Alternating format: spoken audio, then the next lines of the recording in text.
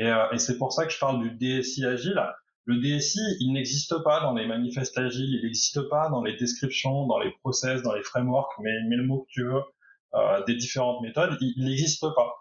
Et je trouve que c'est dommage parce que les managers ont des rôles à jouer dans ces méthodes, déjà pour qu'elles puissent être mises en place, pour qu'elles puissent être soutenues, et que les équipes, les individus qui la forment puissent être soutenus, formés, encouragés, libérés des fois cadrés, des fois redonner du sens. Pour moi, le manager, c'est aussi un point de repère. Bonjour à tous, moi c'est Bertrand Ruiz, le CEO d'Ersas, l'outil de gouvernance projet qui révolutionne la façon dont les directions peuvent prendre des décisions éclairées. Et je vous souhaite la bienvenue sur le podcast CIO Révolution. Dans cette saison dédiée à l'agilité dans l'entreprise en 2023, en partenariat avec Valiantis, qui est partenaire Atlassian spécialisé Agile & Scale, nous allons creuser à fond cette thématique. Une entreprise qui est agile, ça veut dire quoi? Quel est le niveau d'investissement nécessaire du DG? Comment mettre en place une démarche agile dans une ETI, dans une collectivité? Comment gérer les budgets quand on fait de l'agile? Quel est le principal bénéfice à ce type de démarche? Dans un contexte de crise à répétition, il est important de questionner notre capacité à nous organiser. C'est cela que nous avons voulu faire avec cette saison. Bonne écoute à tous. Bonjour à tous, je suis ravi d'être avec Arnaud Bénistin qui est CIO Transition et fondateur du collectif ASCII. Salut Arnaud. Salut Bertrand. En fait, on vient de faire le podcast il y a une demi-heure, on a oublié d'enregistrer, on lance maintenant. Donc, vous le savez, on est super chaud, nous. Donc, on va rentrer directement dans le vif du sujet. Donc, Arnaud, on se connaît depuis quand même pas mal de temps. Il publie pas mal sur LinkedIn. D'ailleurs, je vous invite à le suivre sur LinkedIn parce que c'est un des rares DSI qui publie pas mal des convictions, mais aussi des choses assez pratico-pratiques et pas que des grandes idées. Et un autre point qui est assez intéressant avec Arnaud, c'est que toi, tu es CIO Transition dans des grandes PME ou dans tous les cas des sociétés qui sont plutôt de l'ordre 100, 200, 300, 400 salariés. Et donc du coup, et tu es assez impliqué dans tout ce qui est agilité. Donc cet épisode est dans le cadre de cette saison-là, mais on a eu beaucoup quand même de DSI de grandes sociétés qui ont beaucoup de développeurs en interne ou qui ont là-dessus et qui représentent pas forcément la totalité ou la majorité des entreprises en France. Et on va explorer avec toi ce que ça veut dire être un DSI agile, parce qu'on a vu aussi beaucoup de coachs agiles, de gens qui sont sur les équipes agiles. Mais qu'est-ce que c'est un DSI agile? Qu'est-ce que le DG comprend quand tu dis en fait moi je suis agile, ou tu le dis pas d'ailleurs. Et on va essayer de comprendre là-dessus. Est-ce que Arnaud, tu peux nous expliquer un tout petit peu très rapidement ton parcours, un peu d'où ça te vient cette composante agile et un peu ce que tu fais en ce moment, notamment avec tes missions? Ouais, ça fait une vingtaine d'années que je fais du projet informatique. À la base, j'étais développeur logiciel. J'ai découvert par le biais de Frédéric Dufaux-Joël l'agilité il y a quelques années. Et puis j'ai passé une certif Scrum en 2010. Puis voilà, j'ai jamais vraiment lâché cet écosystème-là. J'ai beaucoup travaillé en client final. J'ai fait aussi le métier d'édition logicielle. J'ai fait de la société de service. Tout ça pour dire qu'en fait, ça m'a permis de voir l'agilité de plein de vues, de plein d'angles de vue différents. Et ça, c'est assez sympa. Et depuis 2 ans, je travaille en indépendant, comme DSI de transition et je fais un peu de conseil en organisation aussi. Ouais. Alors, du coup, c'est intéressant que c'est conseil organisation et DSI agile. Il y a un post là de Caroline Rafton qui fait partie aussi de la communauté des pros de la transfo qui a pas mal buzzé sur Internet où elle parle c'est quoi le nouveau titre des DSI. Elle laissait 4 ou 5 choix. DSI, directeur de la transformation, directeur de l'organisation, directeur de pas mal de choses. Et en fait, on voit quand même qu'il y a vraiment un enjeu de gestion de l'organisation. Parce qu'en gros, t'as beau dire transformation, t'as beau dire technologie, au final, l'enjeu, ça reste quelle est l'organisation qui permet de faire ce changement-là. Et du coup, là, tu dis que tu fais du conseil en organisation. Est-ce que tu considères que c'est en fait du conseil en agilité au final? C'est du conseil en management. Tu vois, moi, je vais dire le mot qui est devenu, je trouve, tabou dans l'écosystème informatique, c'est le mot management. Alors, je trouve que c'est un bon mot. C'est des bonnes valeurs quand les équipes sont soutenues et sont encouragées, sont aidées à grandir. Moi, je sais qu'il y a 20 ans, j'ai eu la chance d'avoir 2 super managers au début de ma carrière et qui m'ont aidé, quoi. Qui m'ont aidé à m'appuyer sur mes points forts, à devenir meilleur. Et sans eux, je serais pas là aujourd'hui, quoi. Donc, moi, j'ai envie de faire ça. J'ai envie de faire en sorte que les gens travaillent ensemble, que les gens soient épanouis, qu'ils aient des points de repère, qui soient meilleurs. Je vais pas tout leur apprendre, mais si je peux aider, voilà, des structures, des organisations à se mettre en place, à être efficaces et à prendre du plaisir, bah, je trouve que le management, ça sert à quelque chose. Donc du coup, toi, tu le considères que c'est du management. On est OK avec ça? Et Ouais. pourquoi tu remets ce mot vraiment au centre et pas l'organisation, que je comprenne un peu mieux? L'organisation, ça fait un peu impersonnel. Et en gros, c'est pas mon job. C'est à d'autres personnes de s'occuper que ça marche. Et je trouve qu'on a oublié un petit peu quel pouvait être le rôle du manager. Et c'est pour ça que je parle du DSI agile. Le DSI, il n'existe pas dans les manifestes agiles, il n'existe pas dans les descriptions, dans les process, dans les frameworks, mais le mot que tu veux, des différentes méthodes, il n'existe pas.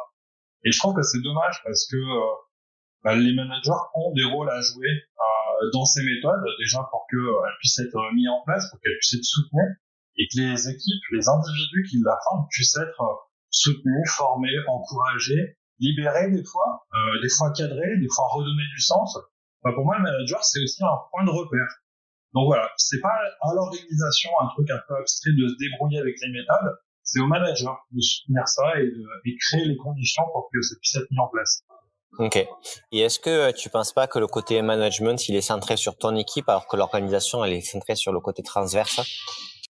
C'est les deux. C'est-à-dire qu'effectivement, moi, je dois manager mon équipe, mais je dois aussi créer du lien avec les autres managers. Et c'est mon rôle, cette fois-ci, en tant qu'équipier. J'aime bien faire des métaphores par rapport aux méthodes, notamment principalement à Scrum. Le DSI, il a plusieurs casquettes. Il a aussi une casquette d'équipier. Il fait partie de l'équipe du comité de direction ou du COMEX. Et il doit passer la main, il doit donner du feedback aussi à ses coéquipiers au sein de l'équipe de direction. Et c'est comme ça qu'il va pouvoir influencer et transformer les organisations. OK. Aujourd'hui, est-ce que c'est les DG qui te recrutent en mode mission de transition? Tu vois, quel est le personnel de la société? Et est-ce que tu parles d'agilité? Alors oui, c'est toujours les DG effectivement qui me recrutent. Et j'en parle pas. En général, j'en parle pas parce que je trouve que les gens dans cet écosystème-là, les dirigeants ont souvent une vision faussée de l'agilité, une vision erronée, avec des idées en tête qui sont pas toujours les bonnes, que ce soit dans un sens ou dans un autre, soit ça me fait très peur, soit j'en ai des attentes extraordinaires. Donc au final, j'arrête d'en parler, je fais de l'agilité de contrebande, ouais, je le fais sans qu'ils s'en rendent compte. Et puis après quelques mois, quand on commence à avoir des résultats, et ben je donne du sens et j'explique ce que j'ai fait et je leur explique que ça s'appelle l'agilité et là ils comprennent et on peut passer à une deuxième étape. Et du coup, quand tu leur as pas expliqué ce que tu faisais au tout début, qu'est-ce que tu as besoin comme moyen ou comme on va dire périmètre d'action pour pouvoir quand même faire des choses en mode agile?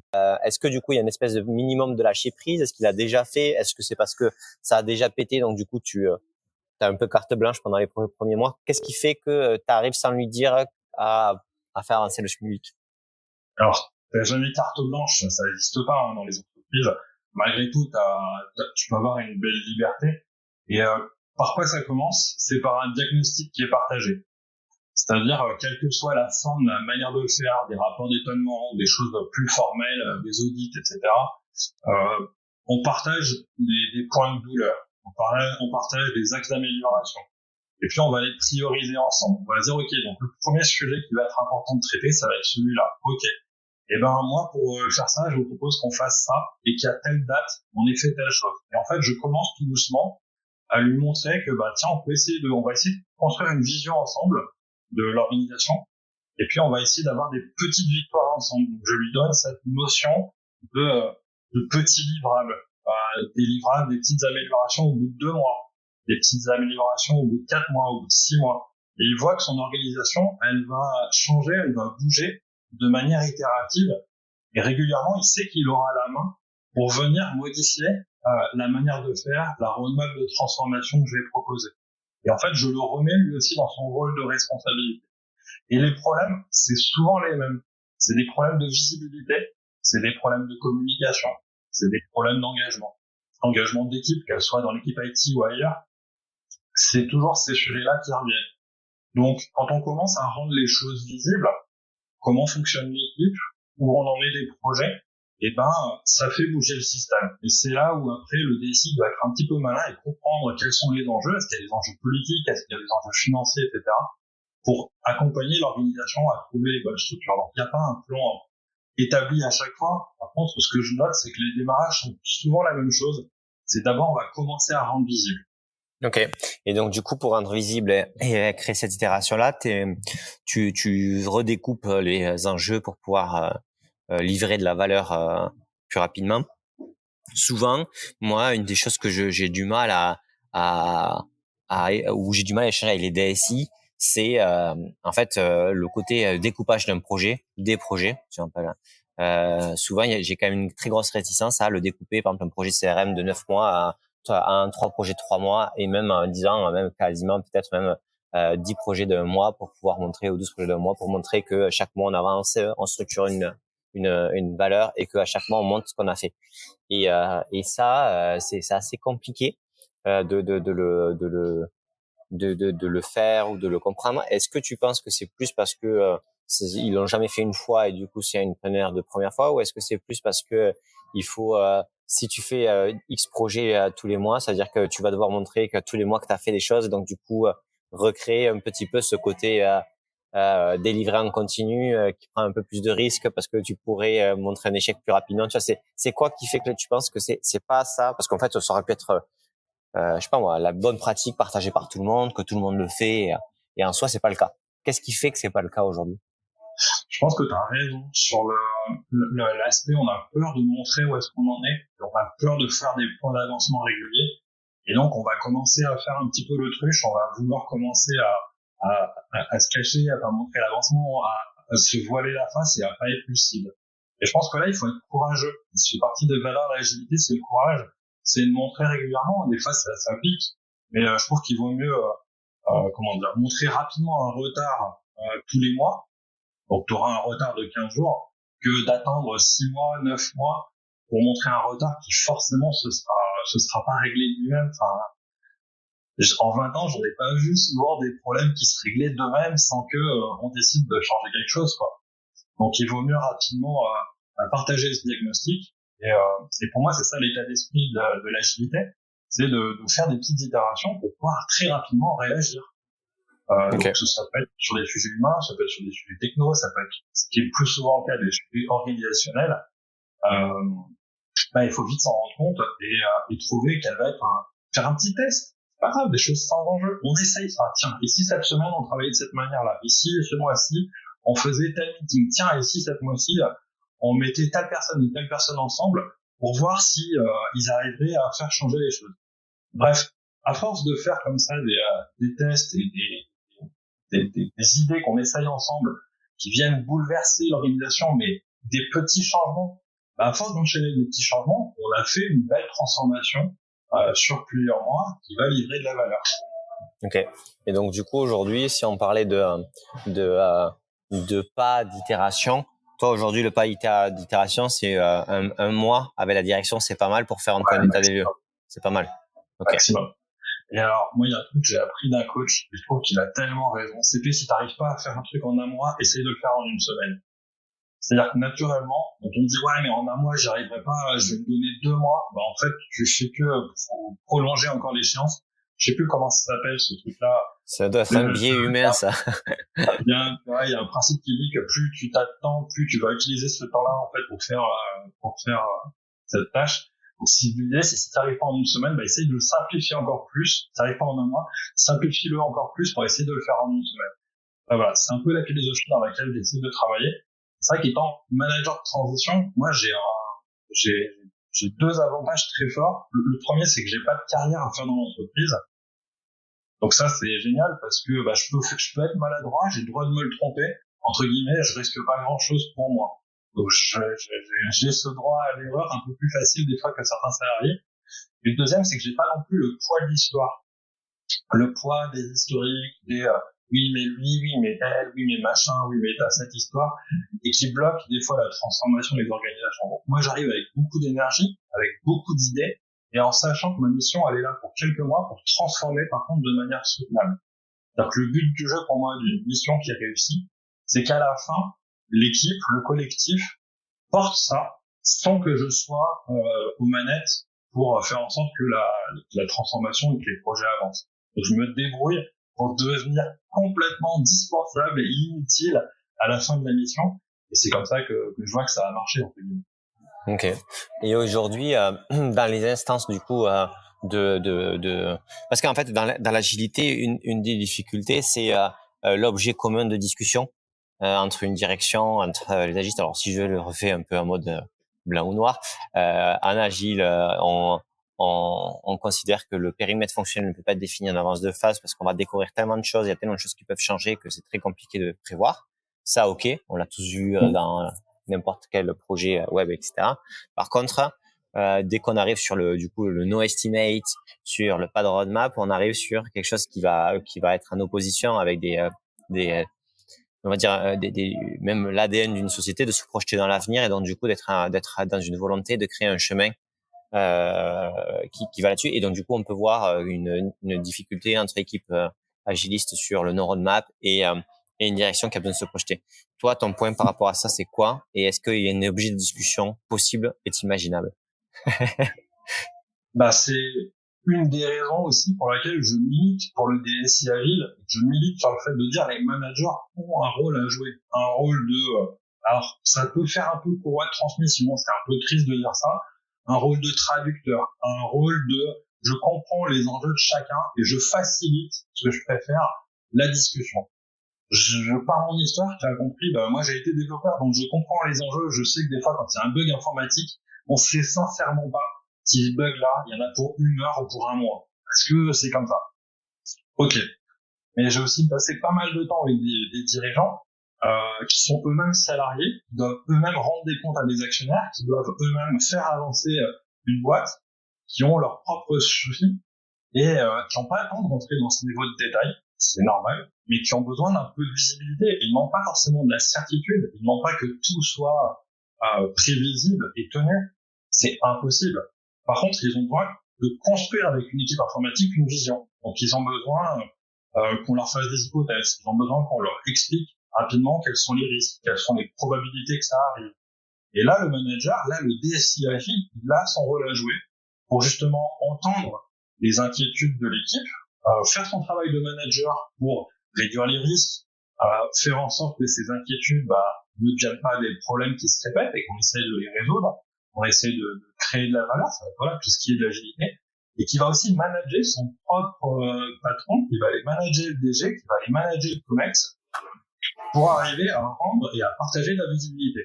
Donc je comprends les enjeux des deux, et pour moi les deux ont un petit peu tort et les deux ont un petit peu raison. Il faut arriver à concilier ces deux mondes-là, c'est indispensable. En tout cas, pour moi le no estimate, c'est pas quelque chose auquel je crois. Je comprends pourquoi on n'y va pas. Mais je pense que dans les attentes des PME, des entreprises, c'est un petit peu irresponsable. Je vais pas me faire des amis en disant ça, mais à un moment, il faut un peu de courage et il faut dire, je vais essayer de faire ça. Je vais essayer de le faire dans ce délai-là. Je pense que la charge, elle va représenter à peu près ça. J'ai le droit de me tromper. Voilà mes inquiétudes. Voilà justement qu'est-ce qui fait que je doute. Et c'est en étant transparent et c'est en faisant ce travail de pédagogie on arrive justement à faire grandir un système, à faire grandir une équipe et faire en sorte qu'elle soit un peu plus robuste.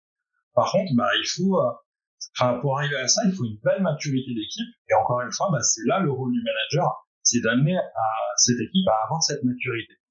Je pense aussi dans ce que tu dis, et au moins je me retrouve aussi pas mal, c'est que t'as deux choses. Tu dis le ça, donc qu'est-ce qu'on pense qu'on peut faire, le ça étant à déterminer, qu'est-ce que c'est, et le pas de temps. Si tu dis un truc super précis, machin, à 3 mois, on n'y croit pas.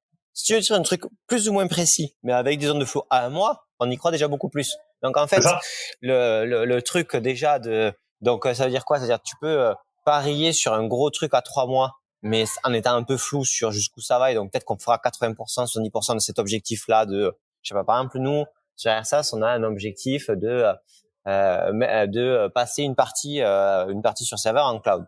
Peut-être qu'en fait, et ça c'est l'objectif Q1, ça sera peut-être pas 100%, ça sera peut-être 80%, mais en fait on aura déjà fait une grosse partie et l'objectif, et on a regardé avant, est-ce qu'on pourrait faire 100%? Ah ouais, on a regardé les trucs, c'est sûrement, on n'a peut-être pas tous les détails, mais grosso modo on a quand même un peu travaillé avant pour se dire est-ce que c'est faisable, est-ce que se sent de le faire, est-ce qu'on se chauffe, est-ce qu'on a les moyens pour, et après go. Et puis après, du coup, 80, 70, je sais pas, ou 100. Mais, et du coup, ça, c'est une chose. Par contre, après, quand on va lancer le truc sur le mois de janvier, ce qu'on va prévoir sur le mois de janvier, on va y être assez à balle. Et après, il y a une question aussi, c'est, des fois, j'entends parler dans le non-estimate comme tout est R&D. C'est pour ça qu'on peut pas estimer, parce que tout est quasiment R&D. Et en fait, c'est faux, quoi.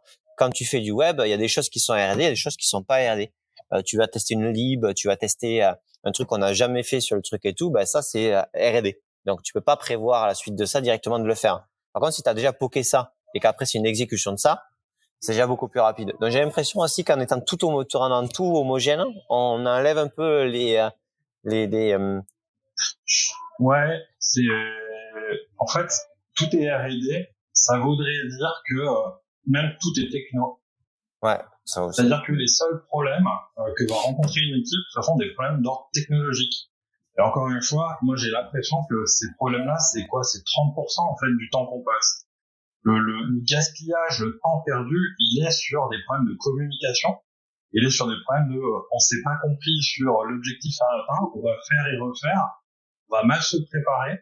Et puis t'as des problèmes de motivation. Des équipes qui sont pas en forme, qui fait qu'il y a un jour t'es bien, il y a un jour où t'es pas bien, et puis des jours t'as une perte de sens, tu sais plus quoi faire. Enfin, je trouve que cette part-là, on en parle assez peu et elle prend beaucoup de temps. Mais vraiment beaucoup de temps, quoi. C'est-à-dire que cette part d'organisation, cette part d'humain, c'est largement 50%, je pense, du temps qui est passé sur les équipes et qui rajoute effectivement de l'incertitude. Donc, s'engager au jour près sur des plannings à 2 ans, et se dire que si tu te trompes, tu vas te faire disputer et être pénalisé, évidemment, je ne soutiendrai jamais ça et ça n'a pas de sens. Mais pour autant, il faut imaginer. Il y a l'intérêt de l'agilité, c'est de dire on va essayer de faire des petits lots, et petit, c'est l'ordre de quelques jours, c'est quelques semaines, on va pouvoir livrer, on va pouvoir vérifier qu'on s'est bien entendu, et on va essayer de commencer par ce qui a le plus de valeur pour l'entreprise. Et je trouve que dans les équipes où je suis passé, quand on commence à mettre ça en place et que on a des retours, ces retours ils vont aussi créer de la confiance. Et en créant de la confiance, on détend un petit peu la pression qui est mise sur les équipes informatiques du tu dois absolument tenir les délais, etc., etc. Parce qu'encore une fois, la confiance, ça se décrète pas. Il faut l'accepter et il faut donner ces preuves de confiance là.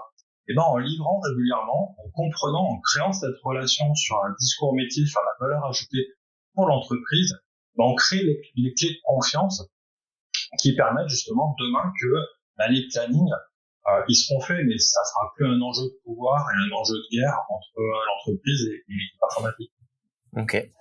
Et aujourd'hui, tu vois, dans aussi beaucoup de points agiles, une des difficultés que je vois, c'est la question du coup on parle beaucoup de l'équipe.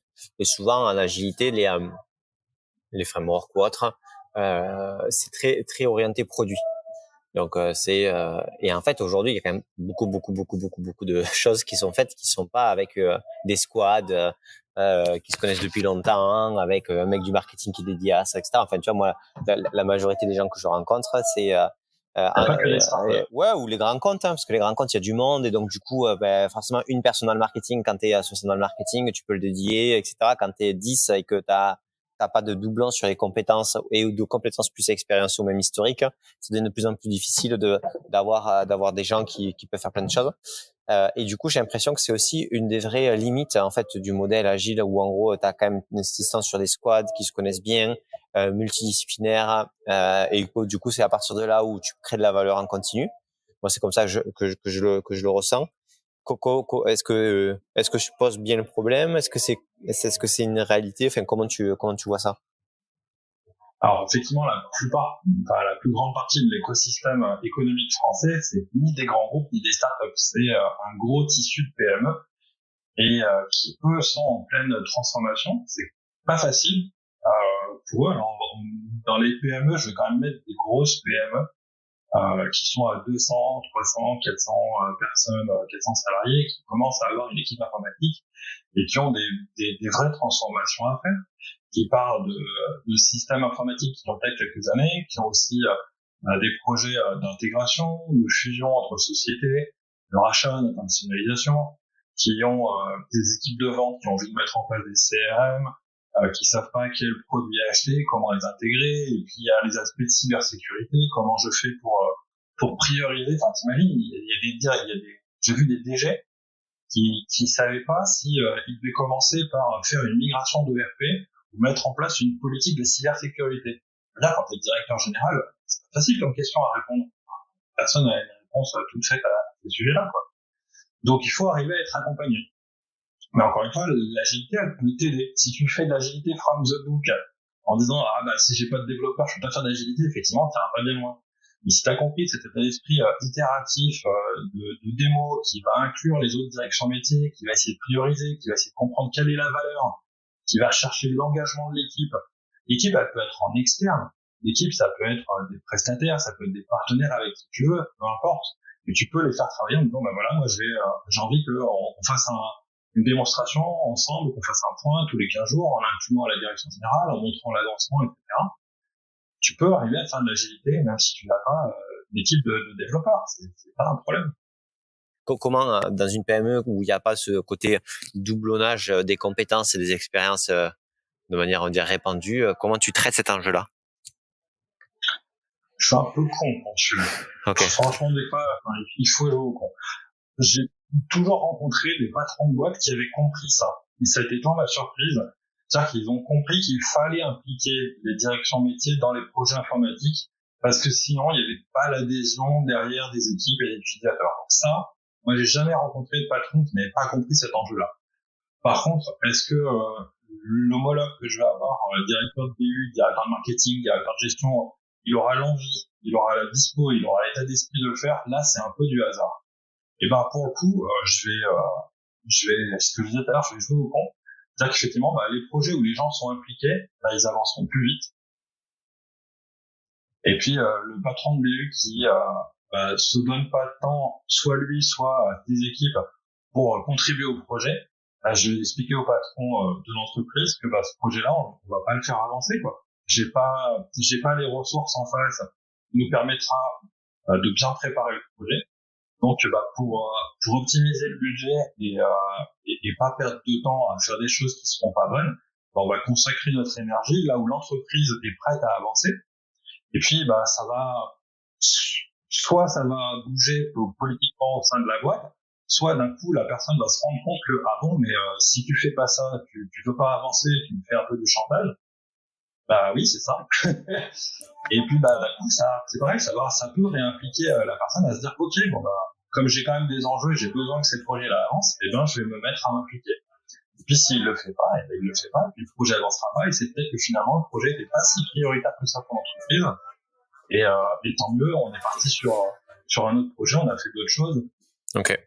Donc, du coup, ouais, très bien, ouais, très clair. Si tu priorises ce que vous allez faire pendant le mois qui arrive, et que du coup, dans ce mois qui arrive, il y a une personne qui joue pas le jeu et que tu le fais pas, tu peux remettre des ressources sur les autres projets ou un truc qui est pas très, et à la fin du mois dire est-ce que s'il y a un changement ou pas de changement, est-ce qu'on le repriorise ou pas. Ce côté pas de temps aide aussi à cette relation là de quand c'est que tu peux t'investir ou pas, parce que si ça dépend trop long et que la relation est pourrie, que le projet n'a pas commencé, on a l'impression qu'on peut pas recommencer au milieu du gué, quoi.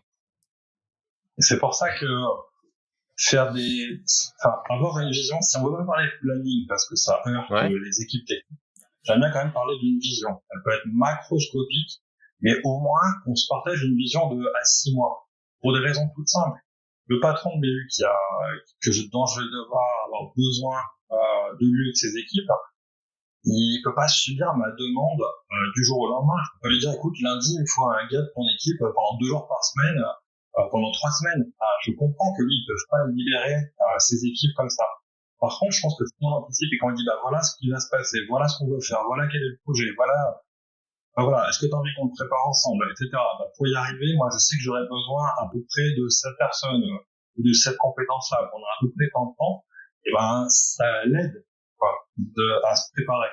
Et moi, j'ai pas besoin, encore une fois, non plus d'avoir des engagements forts. J'ai pas besoin que ça soit gravé dans le marbre. Mais si on décide de le faire ensemble, je dois aussi t'aider à m'aider à trouver des ressources dans ton équipe. Est-ce que du coup, donc quand tu parles de vision à 6 mois, est-ce que donc du coup on peut parler de roadmap à 6 mois? Et ensuite, 2 autres questions. Est-ce que ton objet projet? C'est un objet sur un mois, tu vas me dire, et du coup, tous les mois, tu regardes. Tu vois, comment tu structures ça? Parce que du coup, bon, t'es un utilisateur d'AirSAS. J'avais regardé un petit peu comment tu avais structuré les choses. Pour l'instant, t'as pas fait des projets de un mois. Ouais, donc, en gros, c'est comment le côté macro direction, mais en même temps, engagement, parce que c'est toute la difficulté de cet échange entre direction et exécution et priorisation en continu.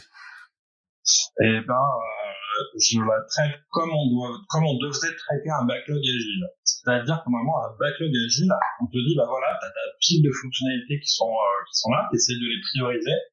Et puis, ce qui va être en haut de ton backlog, le truc prioritaire, là, tu vas être assez détaillé et assez fin.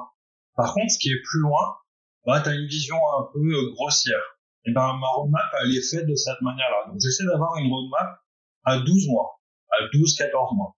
Pour dire, ok, c'est ça l'objectif, ça va être ça les grands enjeux. Pourquoi le 12 mois? Parce qu'en général, les budgets des entreprises sont faits à 12 mois. Et donc, si tu veux avoir des chances et pas subir des choses un peu compliquées, parce que tu vas devoir aller demander du pognon et que c'est pas prévu, voilà. Je trouve que c'est une bonne pratique d'avoir anticipé ça. Donc, j'essaie d'avoir un 12 mois glissant, mais peu précis. Mais je sais qu'il y a ces sujets-là. Et puis, plus on va se rapprocher de l'échéance, à 6 mois, déjà, ça devient un peu plus structuré. C'est-à-dire que je commence à avoir une idée de quelles sont les équipes, quelles sont les ressources et de quoi j'aurai besoin. Et puis, quand je m'approche d'une ligne du temps encore un peu plus proche, à 3 mois, à 3 mois, avec l'équipe, on commence à imaginer quels sont les livrables qu'on va avoir. Et on va essayer cette fois de s'engager pour tenir les échéances et les livrables à 3 mois. Donc, effectivement, c'est ce que tu as pu voir dans l'AirSAS, c'est qu'il y a des projets sur lesquels j'ai juste la ligne du temps. Ok, je sais qu'il y a ça à faire. J'ai vu un peu les sponsors, on sait que c'est prioritaire. On a qualifié un petit peu le projet, on commence à avoir quantifié macro un budget. Et puis, par contre, quand on va se rapprocher dans le temps, on va avoir des livrables beaucoup plus précis et beaucoup plus clairs. Et on va essayer de s'engager encore une fois, se comiter sur ces livrables. Et ça, on fait ça de manière glissante. C'est-à-dire que le but, c'est pas de poser la roadmap une fois par an et puis je me repose une fois par an de qu'est-ce que je vais faire. Non, c'est quelque chose que tu fais vivre en continu tout le temps et que tu partages aussi, que tu donnes en visibilité tout le temps. Ok. Par exemple, du coup, dans la décomposition aussi projet, toi, tu vas avoir tendance un peu des audits. Tu vas pas avoir un projet audit, mais tu vas avoir plusieurs projets audits sur des périmètres plus précis qui font que les projets sont plus petits. Et c'est des projets qui peuvent durer, de ce que j'ai vu, un peu plus d'un trimestre ou un trimestre. T'as pas de projet de 6 mois, quoi. Tu vois, c'est plutôt des projets. Moi, ce que j'ai pu voir, c'est des projets qui sont de l'ordre du quarter, entre le début et la fin. Il n'y a pas forcément plein de jalons. Des fois, il y en a 2, 3, parce que c'est pas l'objectif. Mais on sait le titre est très évocateur de ce que tu veux faire. Et de quand c'est fait. Et donc, du coup, tu vois si tu le commences pas. Donc, t'as quand même un découpage projet qui est quand même des mini-projets dans un cadre, je sais pas moi, par exemple, grand programme audit de RGPD, je sais pas quoi, et tu vas avoir plusieurs projets, mais tu vas pas avoir un projet RGPD. Et est-ce que cette dimension-là, donc du coup de découper les projets comme ça, est-ce que c'est compréhensible par la direction générale? Parce que moi, une des oppositions qu'on me fait souvent dans cette méthode-là, c'est moi, mon DG, il parle du projet CRM, je vais pas lui proposer le projet CRM automatisation, projet CRM de vie, projet CRM machin. Lui, il parle que du projet CRM et donc du coup, il veut savoir quand c'est fini. Voilà, qu'est-ce que t'en fais de ça? Il y a la notion de programme. Donc ça, lui, ça va devenir un programme. Comme ça, je peux lui donner l'avancement et puis après, je vais lui parler des livrables très concrets. Et il va voir l'avancement. Fausse question pour toi. Faux débat. Projet en 3 mois. Ok, il peut être perdu, il peut machin, malgré tout, il comprend, et puis on arrive à faire le lien. Par contre, là où ça a un impact, je trouve, très fort, c'est auprès des équipes. Il y a une tendance que j'aime beaucoup, moi, dans l'agilité, c'était toutes celles qui venaient avec la notion de jeu. Tu sais, les serious games, etc. On en parle un peu maintenant. Mais malgré tout, le côté ludique, il fait du bien. Il fait du bien parce que ça enlève un peu les enjeux. Je dois absolument tout réussir tout le temps, etc. Et puis ça rajoute la notion de plaisir. Pourquoi je te dis ça? Parce que quand tu fais des petits projets de 3 mois et que tu arrives à tout ramener avec des petits projets de 3 mois, ça veut dire que tous les 2-3 mois, tu vas pouvoir célébrer. Tu vas célébrer une fin de projet, tu vas célébrer un succès, où tu vas célébrer le fait de c'est génial, on a vite terminé un projet, on s'est pas enlisé et on s'en est vite rendu compte, c'est super. Ben voilà, tu vas arriver à mettre ce rythme régulier qui fait justement que c'est soutenable. Et à la fin de tes 2 mois, tu vas pouvoir faire une petite pause, mais ok, tu ranges le projet, tu termines, tu passes à autre chose. Bref, tu crées cette dynamique qui fait du bien. Parce que je trouve que c'est plus facile de dire qu'on va faire 5 parties de suite, 5 jeux différents, plutôt que de dire on va faire un grand jeu pendant 12 mois qui peut faire peur, qui peut décourager et puis qui va enlever justement la capacité de l'équipe à se remettre en question, à changer son organisation et surtout à gérer le changement. Ok. Donc du coup, toi tu dis premier truc, c'est le groupement de tous ces projets-là découpés, c'est dans le programme, et le programme c'est un axe stratégique, on en parle, etc. Et le DG il comprend l'avancement global. Et en fait, au final, quand tu lui parles d'un audit sur un périmètre extra, il comprend aussi. Et tu lui montres au final que tu avances, que tu as fait quelque chose. Et au final, avant, tu lui parlais de jalon en mode voilà, on a fait ça, ben là c'est un projet et les équipes elles ont fini ça, c'est un périmètre donné, ça avance. Et tu as une roadmap qui se repriorise aussi plus simplement, j'imagine. Parce que c'est un objet que tu peux décaler et du coup c'est plus simple pour les autres. C'est ça. Okay. Et puis c'est là où pour le DG ça a une énorme valeur. C'est-à-dire qu'il y a un projet, il ne pouvait pas t'en parler avant parce qu'il avait des problèmes légaux, parce qu'il y avait des enjeux compliqués, etc. Bref, c'est pareil, lui il a un changement à t'annoncer pour raison X ou Y. Et quand en face de lui il a une équipe qui juste est capable de l'écouter, de comprendre son changement, qui va pas le challenger des fois un peu bêtement, il y a challenger intelligemment, mais qui va comprendre que l'entreprise a besoin d'intégrer ce changement-là, qui va s'adapter et qui va surtout essayer de lui faire une proposition. Et déjà pour ça, mais c'est 80% des patrons ne vivent pas ça au quotidien.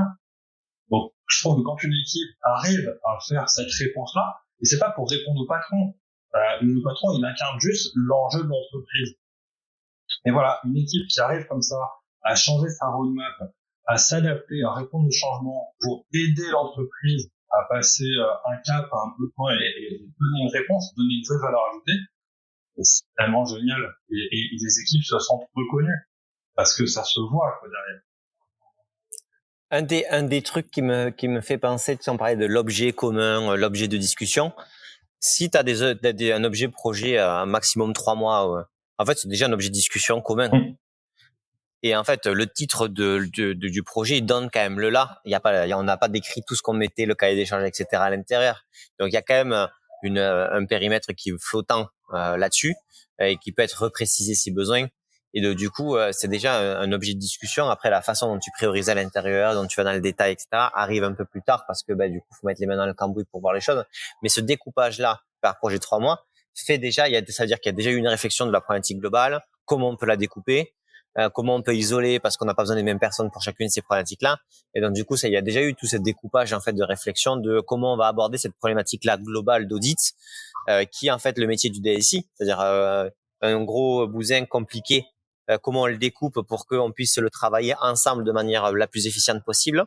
Ça fait partie du métier de DSI ou pas? Parce que vous n'avez pas la vidéo, mais moi je vois Arnaud, il tique un peu, alors je veux savoir pourquoi il a tiqué. En fait, c'est toujours pareil. Le DSI, il doit être, pour moi, il est responsable que ça soit clair et que ce soit rendu. Par contre, c'est pas forcément à lui de tout arbitrer, tout décider, etc. Il doit. J'ai pas arbitré, décider, j'ai dit découper. Voilà. Et donc, il doit animer son équipe pour que l'équipe propose le découpage. Lui, il doit être garant de dire, OK, est-ce que je vous ai compris? Est-ce que votre solution, elle me paraît crédible, etc. Il doit être là pour vérifier que la solution, le plan est le plus intelligent, entre guillemets, de ce qui était possible dans l'organisation. Mais encore une fois, si c'est lui qui découpe tout le temps, si c'est lui qui organise, etc., je te le dis, à mon métier, quand je suis de transition, ça veut dire que le jour où je pars, l'équipe sait plus faire, et qu'en gros, il y a aucune valeur ajoutée dans l'entreprise. Par contre, si demain l'équipe a appris à prendre une demande, l'organiser, la prioriser, voir là où elle a besoin d'input supplémentaires, là où elle sait faire des propositions, qu'elle sait s'organiser pour, là c'est super, et t'as une équipe qui est robuste, qui est résiliente, qui sait justement s'adapter, qui sait être force de proposition, et là t'as fait ton job de manager. Trop cool. T'as une vraie dynamique de faire en sorte que toute compétence que tu fais la donner à tes équipes pour qu'elles puissent le faire sans toi. fine. Ça reste quand même tu vois, t'as un DSI qui a repris ton poste, hein, parce que c'est une transition, il y a un DSI qui est arrivé. Il a quand même des missions qui sont à lui, qui bien sûr, il essaie de faire monter un peu ses équipes. Une de ses responsabilités, c'est de bien découper les choses, que ce soit compréhensible, d'avoir des objets homogènes, que tout le monde les comprenne, et que bien sûr, plus son équipe est au niveau que ça se fasse naturellement, et il peut se mettre sur d'autres sujets. Est-ce que tu penses, qu'est-ce qui manque à la communauté là aujourd'hui des DSI? Bah, tu vois, tu crées un collectif, tu as quand même des ambitions assez intéressantes sur Lyon pour ce que tu veux amener au PME, tu connais plein de DSI. Qu'est-ce qui fait, mais moi c'est vraiment une question de bête, hein, mais qu'est-ce qui fait, pourquoi les projets sont pas découpés sur quelque chose d'homogène pour que la direction les comprenne? On a dit la peur de délivrer, etc. Mais enfin, tu vois, des business partners, des DSI qui disent je suis partenaire métier. Enfin, moi j'ai tous les DSI qui me disent ça. Aujourd'hui, quand je regarde, ils sont dans Excel. Leur roadmap, elle est quand même très compliquée. Ils ont fait un schéma directeur IT ou je sais pas quoi en 3 ans et c'est un grand truc. Enfin, il y a quand même une vraie complexité de transparence dans la roadmap et dans qu'est-ce qui fait vraiment, qui fait que ça va changer. Qu'est-ce que tu penses l'élément qui devrait être le plus, c'est-à-dire le plus fort sur lequel on devrait insister pour que l'écosystème des DSI soit OK avec ça? J'ai pas la formule magique. Alors, franchement, je sais pas ce qu'on va faire de ce podcast, alors désolé. Je suis très déçu par cette. Non, mais c'est intéressant, tu vois. C'est parce que c'est un vrai dénominateur du problème, quoi. C'est-à-dire qu'aujourd'hui, la majorité des DSI sont tous business partners, proches des métiers, etc. C'est ce qu'ils disent tous. Le découpage de la roadmap, ça reste une usine à gaz. Et c'est le premier organe de discussion. J'ai envie de te dire, encore une fois, ça va être l'humain, c'est de travailler la collaboration. Et accepter aussi soi-même des fois quelles sont ses propres limites, le comment on a envie de travailler, le est-ce que l'entreprise dans laquelle je suis, elle correspond à mes valeurs et à ma manière de travailler. Comment te dire, il y a des entreprises ou des clients que je refuse parce que je le sens pas, parce que je pense que je suis pas la bonne personne, je suis pas bien câblé pour ça, parce que soit c'est un domaine dans lequel je me reconnais pas, un domaine d'activité, ou la manière dont le dirigeant voit les choses, on est trop loin. Et culturellement, ça va pas être efficace. Je pense qu'une fois que t'as cette liberté-là, que tu sois prestataire ou que tu sois salarié, et que tu peux te livrer pleinement, et t'as déjà des clés intéressantes de la collaboration. Encore une fois, ça, c'est des choses qui sont très personnelles. Et voilà, donc ça serait quoi la clé? Pour moi, c'est l'humain. C'est se connaître les autres, et chercher la collaboration. Ok, donc vas-y, on déroule la plotte. L'humain. Donc en gros, non mais c'est intéressant, c'est-à-dire que toi, ce qui est le plus important, tu vois, je te parlais de découpage ça, tu dis non, tu reviens naturellement sur cette problématique-là de l'humain. Donc ça veut dire que c'est quelque chose c'est un gros caillou dans tous les cailloux qu'on pose dans cette thématique-là. Est-ce que du coup, si on parle de l'humain, on dit ok, votre principal pain, votre principale souffrance, c'est la relation avec les métiers. C'est-à-dire qu'aujourd'hui, tous les DSI, d'une manière ou d'une autre, parlent qu'avec un ou deux métiers, ça se passe pas bien, et d'autres, ça se passe bien. Globalement, c'est quand même un sujet de préoccupation majeur, la relation avec les métiers. Est-ce que si on dit, ok, on a une tactique qui marche à 99% du temps, c'est que une fois tous les 3 mois, c'est votre job de DSI, vous bloquez une demi-journée avec le directeur métier, et les personnes impliquées dans les projets, et vous faites un bilan de ce qui s'est passé dans le trimestre et vous organisez ça bien. Et avec ça, à la fin de l'année, vous aurez plus de problèmes avec les métiers parce que vous aurez travaillé ensemble dans un collectif. Est-ce que ça c'est vrai? Et est-ce que si c'était vrai, tu penses que ça serait suffisant pour que donc du coup ce côté déjà trimestriel qui correspond, tu vois, et les bilans des équipes, les bilans RH, etc., génère quelque chose de fort pour pouvoir lancer ce côté découpage, roadmap dynamique, etc. Pareil, je pense que si c'était une formule magique, ça serait appliqué depuis longtemps. Tu crois vraiment que tu penses que te donner 2-3 ça marche que moi j'ai pu trouver. Le premier, c'est quand tu arrives à rassembler ton COMEX et ton CODIR sur une vision partagée, co-construite, pas un truc descendant, un truc où tes membres du CODIR, ils sont vraiment acteurs de la stratégie de l'entreprise.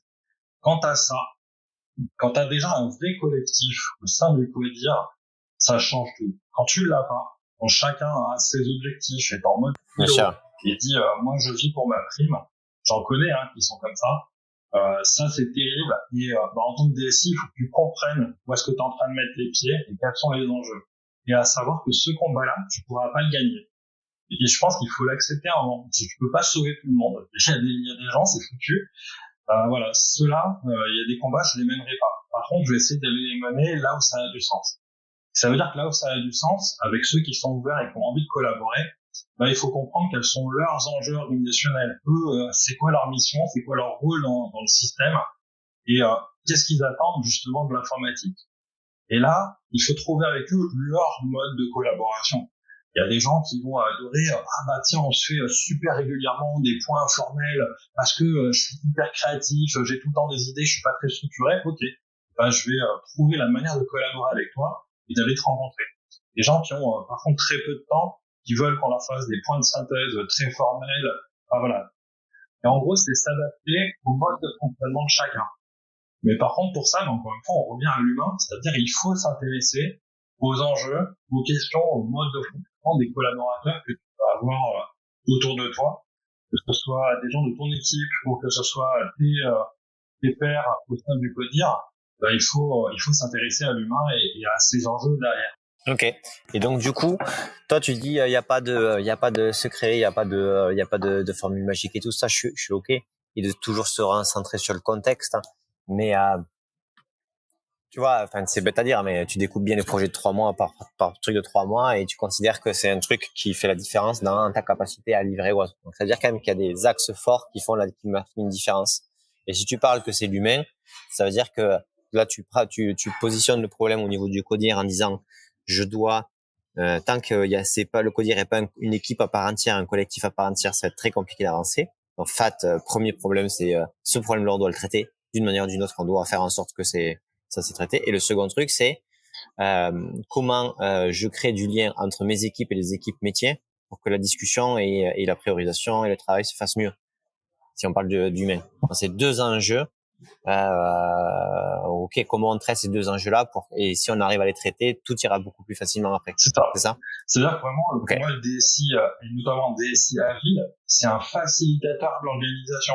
C'est-à-dire que c'est pas à lui de tout porter, mais par contre, il doit mettre de l'huile dans les rouages, de l'huile humaine, de l'huile de structure, de l'huile d'organisation, pour trouver un cadre qui soit facile, clair et efficace, et puis qui permet encore une fois de créer les conditions pour que la valeur soit délivrée, mais la vraie valeur qui est décidée par les métiers. C'est pas l'informatique de décider ce qui a de la valeur. Ok, fine. Très clair. Bon, mais super. Écoute, on a fait un bon tour, Arnaud. Je pensais est-ce qu'il y a un point particulier sur lequel tu voudrais préciser un point ou sur lequel on n'est pas intervenu? Il y a peut-être un point qu'on peut, sur lequel on peut revenir. Vas-y, dis-moi. On parlait tout à l'heure de la dimension manager du DSI. Et il y a un sujet quand même dans l'IT, c'est le recrutement. Et le recrutement, c'est un sujet qui est compliqué. Et pareil, le DSI, je trouve qu'il a un vrai rôle à jouer dans le recrutement de son équipe. C'est-à-dire comment on fait pour que l'entreprise et le projet soient désirables. Et ça, il y a un vrai côté marketing de l'entreprise, la notion de marque employeur. Il y a des choses comme ça à créer avec les équipes RH et sur lesquelles les dirigeants d'entreprise sont en général assez sensibles parce qu'ils savent que trouver des talents, c'est l'enjeu de demain. Donc ça, c'est des sujets, par exemple, sur lesquels c'est souvent des ça marche auprès de la direction. Mais au-delà du recrutement, il y a j'ai besoin qu'il y ait des gens qui rentrent, mais s'il y a besoin de gens qui rentrent, c'est aussi parce qu'il y en a qui sortent. Alors soit qui sortent parce que c'est leur retraite, et c'est super, c'est la fin de carrière, bravo à toi. Et puis il y a des gens qui ont d'autres projets, qui ont envie d'aller partir, d'aller voir ailleurs, etc. Et c'est super, et bravo à toi. Mais souvent, les gens partent, c'est des gens qu'on n'a pas nourris en interne. Qu'on n'a pas nourris parce qu'on les a pas assez connectés, parce qu'on les a peut-être pas reconnus à leur valeur, on n'a pas responsabilisé. Et tout ça, c'est juste, entre guillemets, des enjeux managériaux. Donc, pareil, le DSI, il a une vraie responsabilité là-dedans de faire grandir son équipe en compétences, en motivation, en responsabilité, en reconnaissance, parce que c'est un vrai enjeu pour demain, quoi. Et donc c'est un jardinier de l'humain, quoi. Il doit faire grandir, il doit prendre soin, il doit reconnaître les talents, il doit reconnaître les compétences, et il doit aider les équipes à se projeter sur qu'est-ce que tu as envie de faire, quels sont les moyens que tu vas te donner. Et ça va au-delà de juste je te vois une fois par an en entretien. Ça veut dire que tu as une vraie relation individuelle à créer, à suivre, à faire grandir. Et c'est pareil, d'un point de vue managérial, j'ai rarement vu des DSI qui faisaient ce suivi-là. Et ça change tout, quoi. Ça me va, trop cool. Écoute, très clair pour ce point-là et clairement un point important. Est-ce que si les gens veulent te contacter, ils peuvent te contacter directement sur LinkedIn, par mail, directement sur le site? Ouais. Comme ça, qu'ils creusent un peu, que ce soit pour découvrir ou au contraire pour aller plus loin. Promis, Arnaud est super sympa, donc allez-y, franchement, je recommande vivement. Bon, mais c'était cool, Arnaud. Merci pour tout. Merci, Bertrand. Bon, mais j'espère que vous avez adoré ce podcast comme nous. C'est super intéressant de pouvoir poser toutes ces questions et vraiment aller au fond des choses. Pour aller encore plus loin, on lance un cycle de live un vendredi sur 2, du coup entre 13h et 14h, entre 11h et midi. Donc pour vous inscrire, soit vous suivez sur LinkedIn où vous verrez les événements passer, soit vous allez sur ersas.io et vous aurez tous les événements qui vont sortir. Donc n'hésitez pas, dans ces lives, vous pouvez poser vos questions et intervenir directement avec le speaker.